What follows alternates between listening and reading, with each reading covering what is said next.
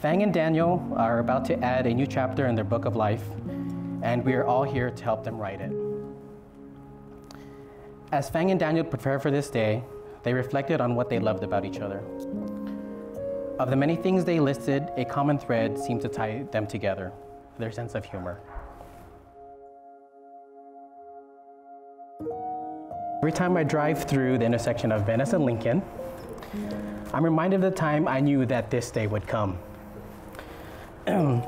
That night, a group of us had dinner down in Venice. Afterwards, we parted and went our separate ways. It turned out that our way home ended up being the same way home that Fang and Daniel were taking. I noticed their car ahead of me, and as we pulled up next to them to look and wave, what I saw next made me say, yep, they're getting married.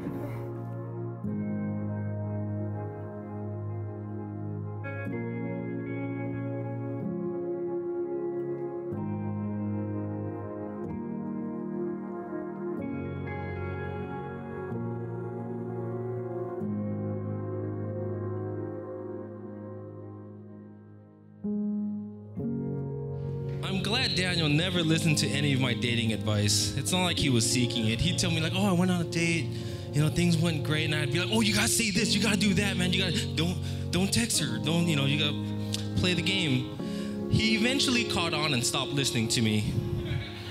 And I'm glad it worked out that way, because Fang, you make him happy in ways I never was able to.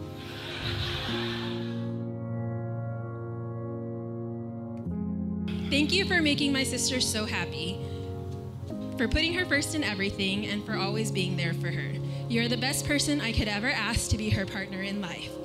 To be honest though, we all know she's only marrying you for those Disney perks.